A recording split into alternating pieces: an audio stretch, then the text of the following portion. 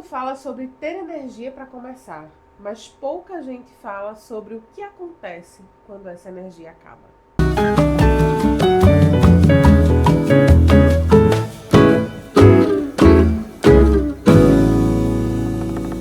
Olá, senhora! Olá, amada! Seja bem-vinda ao Pode Nortear! Muito que bem, que ela já começou aí, né, botando babado, provocando horrores, e é isso que a gente vai conversar no nosso episódio. Eu gostaria de dizer que é o que eu perdi um pouco a concentração quando tu tava fazendo a provocação. Foi. Pois a querida aqui tava dando um micro bocejinho. Falando em quando a energia acaba, a dela parece que acabou. Se vocês não sabem, nós gravamos os episódios todos, né? Num dia só. E a querida tá com a gente desde o primeiro. Né? Fazendo participações especiais. A bichinha tá sendo... Eu acho que no último episódio ela passou o episódio todo com a gente, né? E aí agora, terceiro episódio, ela está aqui. Não quero trabalhar. Não quero trabalhar. Isso é uma figurinha do WhatsApp. Figurinha do WhatsApp. Mas hoje é sobre isso que nós vamos falar. Sobre quando essa energia acaba. Que tipo de negócio nós estamos construindo? Será que vamos ter energia suficiente para tocar esse negócio nesse formato? Até quando? Por quantos anos? E o quanto isso está relacionado com a vida que a gente quer e que a gente está construindo. Exatamente. Só para vocês saberem, a gente tá com as nossas pautas aqui em mão para não esquecer de falar absolutamente nada, pois somos esquecidas. Além disso, eu acho que vale essa observação, que é o que acabou de dar fogos, eu não sei se vazou no áudio. Mas gravamos aqui de casa do meu escritório, por isso que a querida tá aqui também, a terceira host. Na verdade, o escritório é dela. Ela me empresta para trabalhar. Olha lá, chamou! Tá bom, eu vou fazer carinho. Chamou pra fazer carinho. Mas é isso. Então, recados dados. Vamos embora começar. Eu tô cheia de pelo na boca, né? Porque... Vamos com pelo e tudo. O puro suco do caos aqui. Mas eu acho que o primeiro tópico que vale a pena a gente conversar é o culto à performance e o fazer sem parar, que é o primeiro tópico aqui do nosso... E eu lembrei disso sobre o quê? Eu lancei recentemente a minha newsletter. Sim. A Notas de Revolução. Notas de Revolução. E Inscrevam-se, por favor. O link tá na bio do meu perfil, @Raelster. Aqui também, na descrição e vai estar aqui. Quem sou eu pra discordar, não é mesmo? Vai estar aqui na descrição do pod. E aí uma coisa que eu tive... Nossa, tá muito engraçado. Uma coisa que eu tive medo de começar essa news foi justamente por medo de como ela ia performar ou de parecer iniciante. E como é que a gente tem medo de parecer iniciante? E aí quando a gente para pensar, pra processar isso, que foi o que eu fiz, eu tô tendo medo de quê? Por que eu tô tendo esse medo? Eu me peguei no lugar de entender que é o movimento da sociedade. É o que está acontecendo agora, essa necessidade de performance extrema, de lançar algo e já ter 1 milhão de visualizações.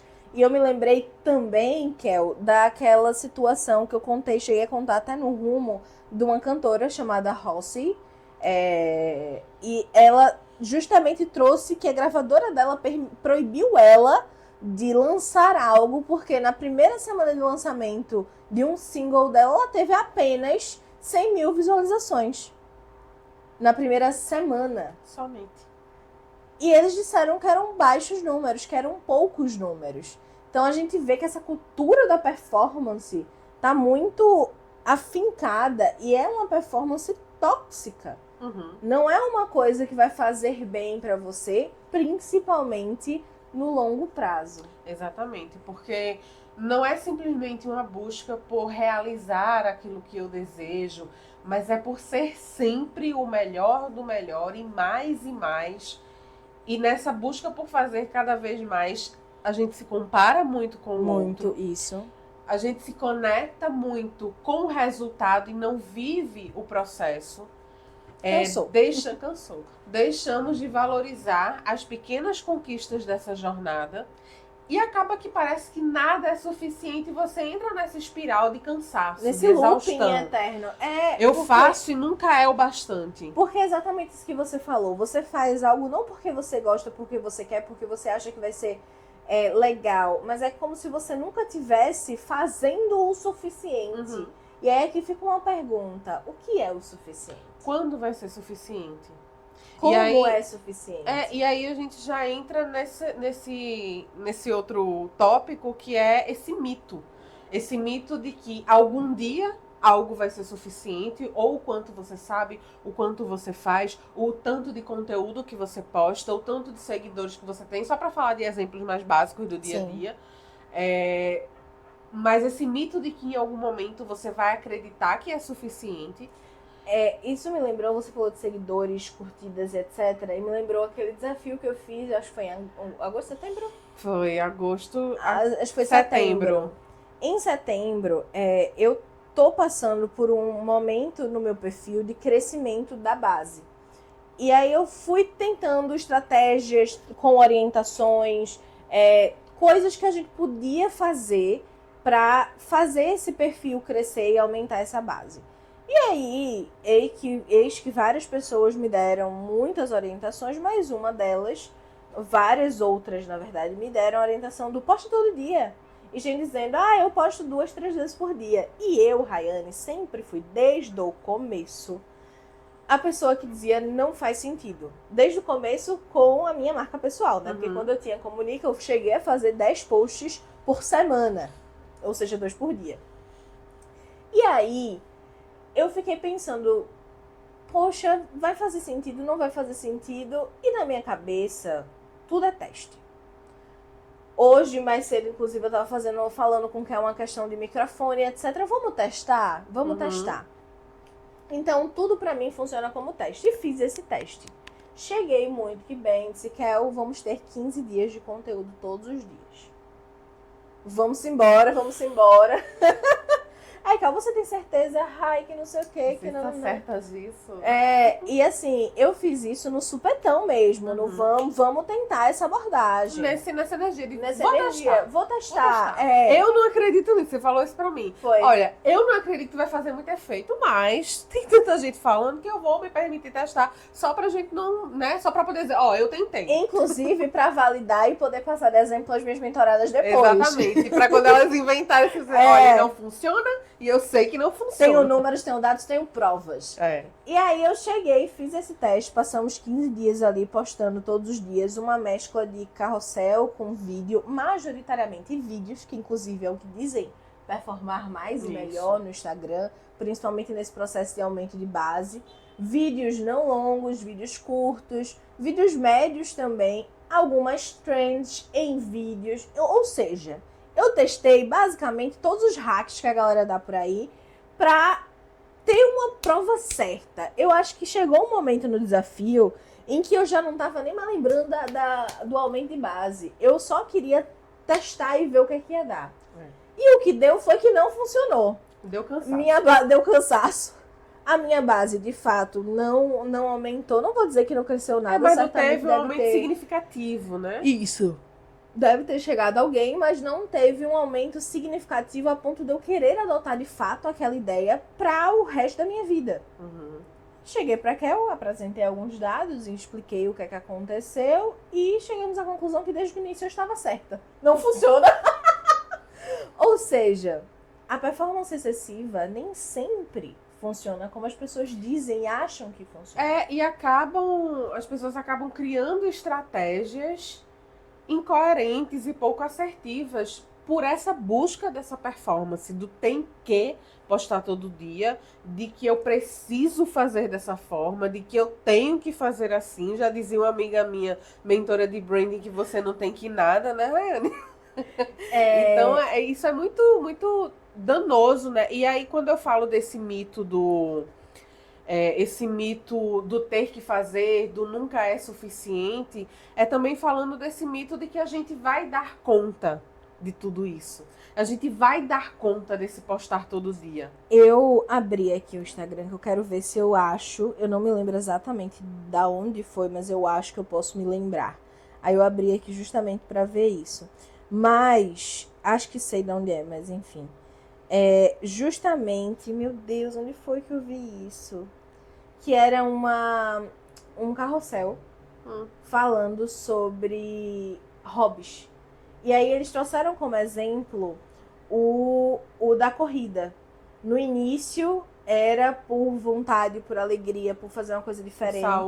Por saúde. E hoje em dia você se preocupa mais com o pace do que se você tá feliz. E é isso. Entra num looping performático muito forte. E olha, qualquer pessoa tá suscetível a isso. Eu adoro pintura numerada. E aí daqui a pouco eu fiz uma, e aí daqui a pouco eu comecei com uma coisa do eu preciso fazer outra.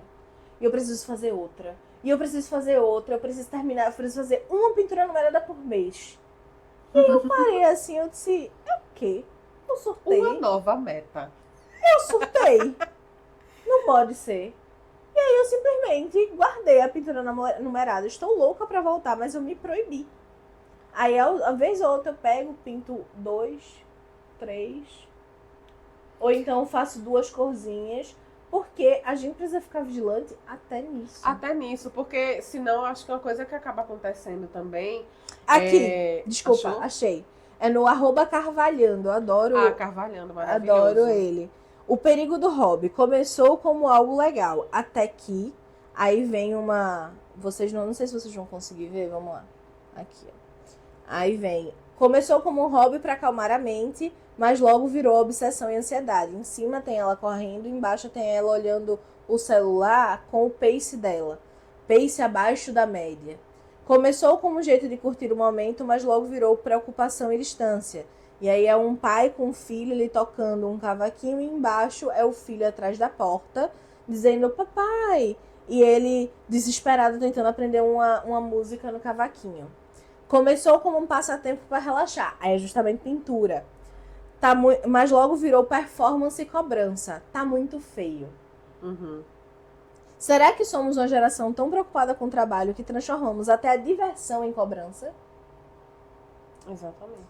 E aí ele trata isso aqui. E foi um perfil feito em parceria com um outro perfil que eu gosto muito, que é a Eureka. Que é um perfil justamente de psicólogos e psiquiatras, enfim.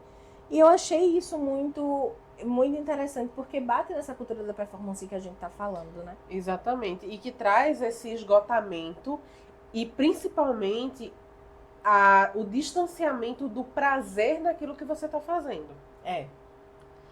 É muito importante a palavra que você falou alguns episódios atrás, equilíbrio. É muito importante. Fazer as coisas com prazer, falando de trabalho, não significa que você não tenha uma mínima estrutura, um mínimo planejamento, mas não necessariamente quer dizer que você vai buscar exaustivamente essa alta performance em tudo que você faz na sua vida. Porque isso cansa. Foi isso que eu falei no fim da newsletter. Não prometo uma frequência específica, mas prometo tentar a constância. Exatamente. O danado do equilíbrio. O danado do equilíbrio. Porque você consegue manter o prazer naquilo que você está fazendo. E é um mito, né? A gente acreditar que vai dar conta de tanta coisa. E criar tantas coisas para dar conta, porque eu tenho que dar conta. Porque se nascer mais uma rede social, eu também tenho que estar lá. Porque ou fulano disso... A gente entra numa... Eu não gosto de usar muito essa palavra, mas a gente entra numa loucura. Sabe, numa coisa assim, irrealizável que a gente mesmo se coloca, tentando dar conta de tantas coisas, de tantas frentes, e nisso é que vem esse esgotamento, nisso é que vem essa perda do prazer. E foi por isso que nós trouxemos esse tema. Que tipo de vida e negócio eu estou construindo? É esse que busca o tempo todo essa alta performance em tudo, até nas coisas mais simples do dia a dia, que eram para me trazer só prazer. Não é só leveza, o empreender com leveza, o viver com leveza. Mas até nisso eu tô buscando performar. Entenda, senhora. Ninguém tem que nada. Eu não falo isso só porque eu tô falando da minha cabeça. É porque eu tenho experiência nessa situação. Eu já me coloquei muitos tem que. Tem que isso, tem que postar stories todo dia, tem que fazer 3 posts por semana, tem que não atrasar absolutamente nada, mesmo por motivo de saúde, ou no caso, por doença. Tem que, e os tem quis me renderam 5 burnouts. Então ninguém tem que nada. Enfie isso dentro da sua cabeça. A gente precisa de disciplina, a gente precisa de constância, a gente precisa de responsabilidade. Autorresponsabilidade, sim. Mas a gente não precisa ter que ficar olhando pro lado, pro coleguinha, ou até para o seu próprio resultado de anos atrás. Recentemente eu tive essa conversa com o Kel. Eu não me sinto mais tão ágil quanto quando eu tinha 22 anos. 21 anos. E é incrível. E eu precisei entender que esse era o meu novo normal. Porque além da idade ter passado, não muito, isso foi um dos pontos que eu trouxe. Eu sei que eu digo, eu tô 21. Quando as pessoas dizem, eu tô 28 anos, eu tô cansada. É porque, além de tudo, dos tanques que me trouxeram burnout, a idade tá começando a bater. Eu tô chegando perto dos 30, o organismo muda, tudo muda e é normal. E a gente precisa aceitar essa normalidade. Pois é. Aceitar isso, e dentro do que você falou, Rai, que foi uma conversa nossa também, como a gente fala, né? As nossas conversas de WhatsApp, em reuniões e em em chafezinhos, não foram suficientes. Por isso que nós temos o podcast. Mas uma das coisas que nós falamos quando falamos sobre isso é que esse entender o seu tempo, o seu ritmo, o seu corpo, e ao mesmo tempo não se comparar também com o tempo, o ritmo e o corpo do outro. Sim. Você percebeu nessa sua questão, poxa, eu tô chegando perto dos 30, eu tô percebendo que algumas coisas estão mudando, eu não sou mais a mesma aos 22, não parece uma diferença tão grande, mas tem as suas diferenças. Sim. Eu sou uma mulher de 35 anos, prestes a fazer 36, e aí, principalmente esse ano, eu te falei, né, que eu também comecei a perceber que em alguns momentos eu estava buscando ter a energia que outras pessoas de outros contextos, com outras idades e outros estilos de vida têm, ou ter uma agilidade de raciocínio, ou fazer a coisa de uma determinada maneira. Então, assim, é esse lance da comparação e da busca da performance que estão o tempo todo ao redor da gente, empurrando a gente para isso. E essa nossa afirmação, você sempre trouxe essa questão do empreender com leveza. Eu tenho trazido muito para minha vida essa... E leveza não é ausência de dificuldade. Exatamente. Eu tenho trazido muito para minha vida esse retorno, essa retomada do prazer, da busca pelo prazer, da valorização dos momentos de prazer. Isso tem tudo a ver com isso que a gente está falando, né? De construir um negócio pensando também nisso e não se rendendo a esse ritmo frenético e a esse fluxo que nos empurra o tempo todo para essa busca de performance que só nos adoece. Isso é uma coisa que eu digo muito dentro da mentoria. A gente está fazendo uma estruturação, a gente está fazendo uma aceleração. A mentoria é um momento de pico. A gente tem picos e vales na nossa vida e momentos que a gente precisa investir mais tempo ali.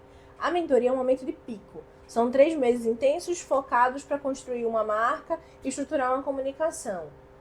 Depois daqui, você vai precisar equilibrar. Você não vai aguentar ficar nesse pico o tempo inteiro. A gente passou por um momento de pico agora. O lançamento da Luzir, Rumo, toda a estruturação que a gente precisou fazer, que ela tinha acabado de sair de um reposicionamento dela. A gente fez mais o quê? Lançamento do Clube Rumo, assim, estruturação básica para contar para as pessoas. Durante todo esse processo foram processos de naming do meu lado, processo de criação de identidade visual, que é no processo de organização das coisas, das ideias, da estruturação da comunicação. Então foi um momento de pico muito grande. E desde que terminou o Rumo, a gente bateu o pé e disse, vamos reduzir.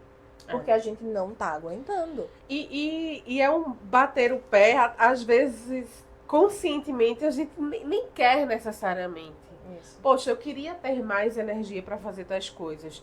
Mas é que o corpo, ele fala e a gente precisa aprender a respeitar, a se colocar limites. Um dia desse porque senão ele vai. Senão ele vai. Ele vai colocar limite na gente. Um dia desses eu tava falando para uma outra amiga, dizendo, contando meu planejamento, né, desse final de ano agora.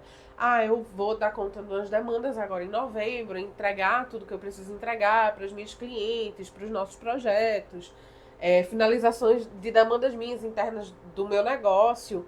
E em dezembro eu vou tirar umas férias, porque isso, e comecei a justificar porque eu vou tirar férias em dezembro. E aí ela olhou pra mim e fez: a gente tem que encontrar um porquê, né, pra descansar, pra tirar férias. E eu fiquei pensando nisso, caramba, realmente, a gente fica se justificar, eu tenho que descansar porque eu não tô aguentando mais, porque eu cheguei no meu limite. Cara, e a gente volta... por que tem que chegar no limite, né? Porque você tem que... Estávamos conversando em outro momento, Miquel, sobre uma outra situação, e eu trouxe exatamente isso. Não, porque não tá insuportável. Ela, a querida, me soltou essa frase. Não tá desesperador. E eu fiz, por que precisa ficar desesperador? Por que tem que chegar no desesperador? Não precisa. Se a gente entender que a gente não precisa, e aqui a gente pode observar de novo aquela questão da cultura e da contracultura. A gente já teve uma cultura de mais calma, mais processos, com mais tranquilidade. Viemos numa cultura da performance, né? Uma contracultura que engoliu a cultura da performance, do fazer de tudo. E a gente já observa sinais da contracultura nascendo, como, por exemplo, esse post na rede social do Carvalhano. Então a gente já começa a perceber que a contracultura começa a empurrar a cultura atual para sim um momento mais de calma, de desconectividade. Estamos prestes a chegar no Natal, né? Estamos em novembro. E aí eu já montei dia 1 de novembro. Eu só preciso dar dia 1 de novembro. Minha casa inteira já está natalina. E aí, quais são os projetos que eu vou fazer pro Natal? Todo Natal eu gosto de fazer coisas à mão. Ano passado eu fiz as minhas bolas de Natal à mão. Esse ano eu tô fazendo um presépio. Vou fazer algumas outras coisinhas. Todo ano eu tenho alguns projetinhos de Natal, que é justamente porque é o fim do ano, eu já tô cansada. Quando eu largo, eu quero fazer uma coisa que me desconecte do computador. E aí vou fazer um projetinho de Natal, pronto. Aqui a gente vai terminar o podcast, hoje eu vou fazer um bolo. Eu vou comer. Pra gente poder desconectar, pra gente poder relaxar e etc. Então, eu acho esses movimentos muito importantes. A gente precisa olhar para esses movimentos, porque senão a gente não constrói um negócio saudável. Se o dono do negócio não está saudável, o negócio inevitavelmente vai ficar doente. E essa questão de construir um negócio saudável, uma forma de empreender saudável, é justamente de deixar aquilo sustentável no longo prazo. Construir algo que eu consigo sustentar por muito tempo. Lembra que em um dos episódios eu falei daquela questão da gente já de começo escolher como a gente quer trabalhar, com quem a gente quer trabalhar. Então, escolher já de começo qual é a rotina que eu quero ter. Claro que não necessariamente agora eu consigo talvez ter a minha rotina ideal como empreendedora. Mas eu preciso começar a construir isso. Uma forma minimamente viável, né? A gente conversou sobre isso quando a gente estava montando a Luzir. Foi. A gente trouxe exatamente esse ponto. A Luzir, ela vai ser seletiva. A gente vai entender com quem a gente quer trabalhar e se faz sentido com os nossos valores como marcas e como pessoas. Porque não adianta a gente bater a exaustão. Eu, sinceramente, não quero chegar aos meus 60 e poucos, 70 anos. Honestamente, eu não quero chegar aos meus 50. Me matando de trabalhar. Completamente. Eu não quero chegar aos meus 36. Ano que vem. Eu não quero chegar. Eu quero trabalhar, ser remunerada justamente sobre esse trabalho. E quero construir uma vida onde eu tenha tempo. Onde eu consiga ter tempo de qualidade com a minha família, pra mim, pros meus amigos. Então, quando a gente para pensar sobre isso, muitas vezes, um exemplo ótimo que estava no Rumo com a gente, que foi fornecedora do Rumo, Suelen da Afeto na Caixa, fez isso esse ano. Ela falou, comentou lá. Ela deu essa desacelerada porque ela entendeu o que era realmente importante para ela. E a empresa não deixou de crescer por causa disso. Muito provavelmente cresceu de forma mais assertiva e alinhada. Então, eu acho que vale a pena parar e pensar isso realmente está fazendo sentido? O que é que... Olhe para sua... Aproveita esse fim de ano, aproveita esse momento. Olhe para sua empresa. Se você não conseguir fazer isso sozinho, peça ajuda para olhar para sua empresa e entender onde é que estão os gargalos. Onde é que estão os problemas e onde é que estão as coisas boas que eu posso replicar aqui dentro. Porque você não vai aguentar esse pique para sempre. Aquela coisa que a gente falou sobre empreender como homem. Uhum. A gente não vai ter essa mesma energia, a gente não quer ter. E isso inclui saber parar e descansar e não chegar no nosso limite. Exatamente.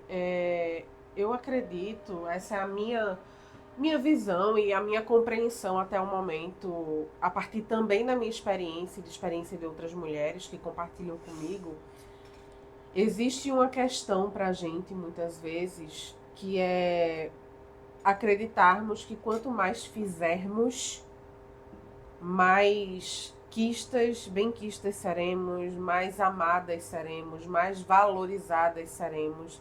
E isso muitas vezes leva a gente para esse ritmo sem pausa, sem parar, de fazer cada vez mais.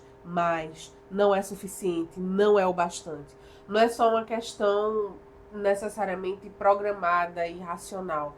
É uma forma como a gente aprende a existir no mundo. Eu tenho que fazer mais, eu tenho que entregar mais. Nunca é suficiente. E a gente acaba botando a régua nossa lá em cima. Muitas vezes fazendo coisas que nem sequer fomos demandadas. Mas porque a gente acredita que fazendo aquilo vai ser mais valorizado, vai pertencer mais. E na verdade não é, porque o nível da nossa entrega cai.